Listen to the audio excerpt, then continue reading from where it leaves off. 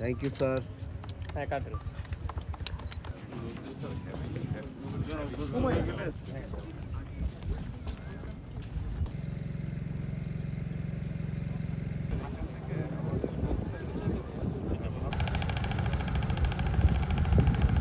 Launch চলাচল শুরু হবে দেশের বিভিন্ন রুটে। এইটা আমরা পরীক্ষামূলকভাবে চালাচ্ছি ঈদ পর্যন্ত, কিন্তু আমাদের যে প্রস্তুতিটি আপনারা দেখতে পাচ্ছেন সেই প্রস্তুতি কিন্তু স্থায়ী।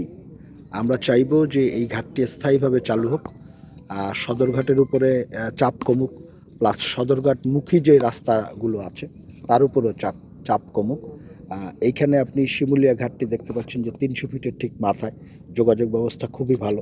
একপাশে নারায়ণগঞ্জের বিশাল জনগোষ্ঠী, এইদিকে গাজীপুর, উত্তরা, আপনার 300 ফিটের মানুষগুলো, নরসিংদী, একটা বড় সংখ্যক জনগোষ্ঠী এই জায়গা থেকে সুবিধা পাবে।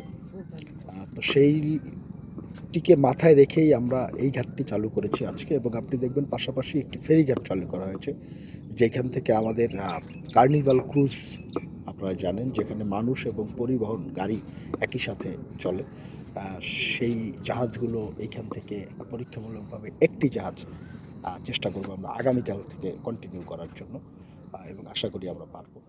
তো এই প্রক্রিয়াটি যদি আমরা সফলভাবে শেষ করতে পারি তাহলে মানুষ উপকৃত হবে, বিশেষ করে বরিশালমুখী যে মানুষগুলো আছে বৃহত্তর দক্ষিণাঞ্চলের সকল মানুষ এখান থেকে উপকৃত হবে, এবং আমরাও একটি বিকল্প ব্যবস্থাপনা তৈরি করব। আপাতত পরীক্ষামূলক, কিন্তু আমাদের লক্ষ্য খুব পরিষ্কার, আমরা এটিকে স্থায়ী রূপ দিতে চাইছি, এবং ইনশাল্লাহ আমরা সেটিই বাস্তবায়ন করব।